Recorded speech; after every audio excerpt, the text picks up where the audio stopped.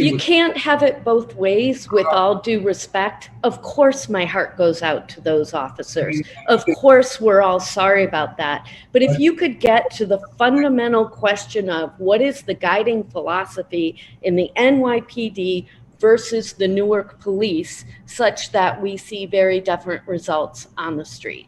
What I'm trying to do is that you made a lot of points, and the overarching philosophy is obviously to be restrained. We've walked with protesters throughout the protest, and no enforcement was taken, no arrests were made. You made a point about the way they were dressed and the equipment they're wearing. And it's important to highlight to yourself and everybody watching that we have over 350 officers that were injured. There's videos out there with burning bags. You mentioned the one incident. In that particular incident, the car was pelted with stones. So I actually bore witness to that. And on top of the car, it was a burning bag. If you watch the full video, and hopefully not a snippet of it, there was a burning bag that an individual ran up from behind the vehicle with the officer sitting in the vehicle and threw fire onto the vehicle that was still burning as the officer sat there, prevented from leaving the scene by a metal bag. So I'm expired. If please, Deputy Commissioner Tucker, if you could explain to me why the outcome in New York has been so very different than in Newark. Circumstances in New York are different than Newark.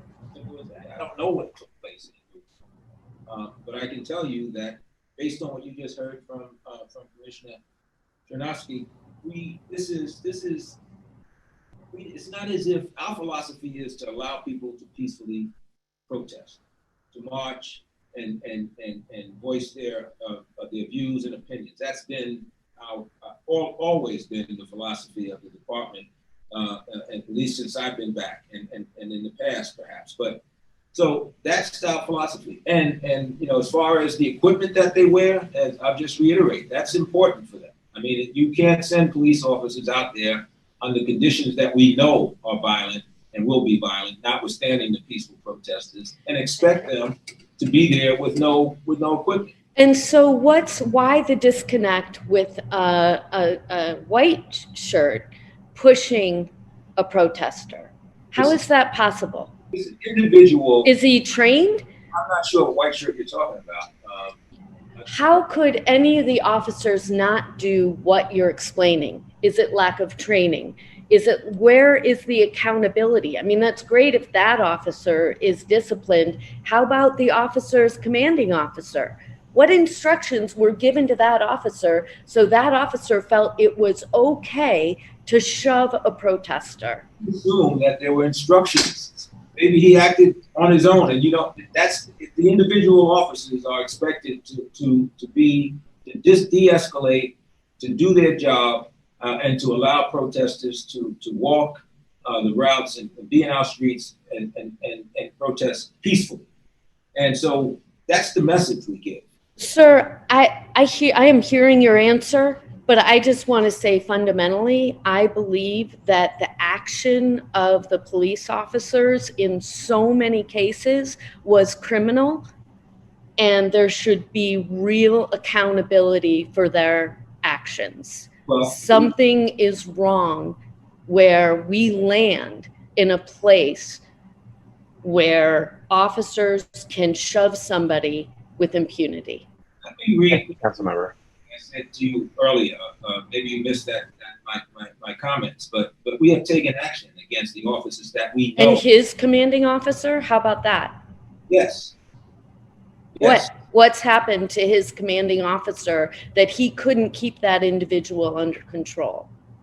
Well, that's not his commanding officer, but listen, trust me when I tell you that we have, in these cases that you saw in video, that the officers were engaged in, whether it was the push, whether it was the door, we have investigated those cases, and we have taken action against those officers.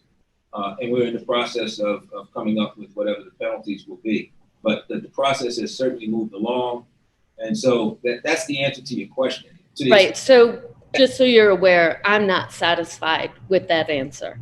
As an elected official, I feel that it's not a reflection of a police department that is interested in serious reform and change.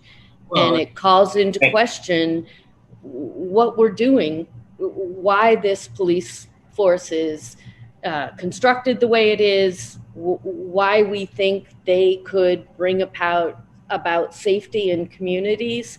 I just think it's tone deaf of us to think that any of this is okay.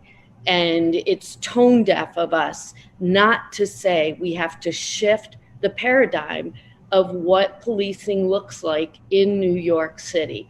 And if we're not, I think leadership is standing up and saying there's a real interest in doing that, and that we are ready to commit to changing what it is the NYPD, what we're hiring as taxpayers, the NYPD to do fundamentally.